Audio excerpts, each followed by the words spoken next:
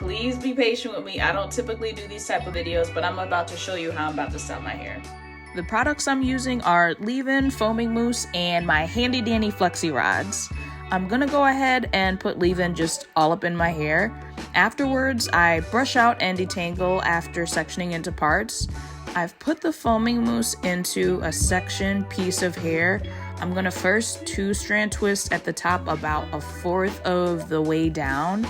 Then from the bottom, roll up the remaining section of hair, making sure I secure it 1 tightly and 2 that I elongate the hair along the length of the flexi rod. That's very important.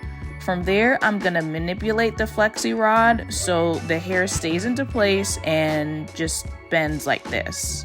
I'm gonna continue doing this to the rest of my hair. Now, I'm no hair professional, okay? But I just wanted to show you how YouTube and TikTok have shown me to do my hair, and hopefully this inspires you to try a new style with your hair. After putting all the flexi rods in, I like to just air dry at home, preferably overnight.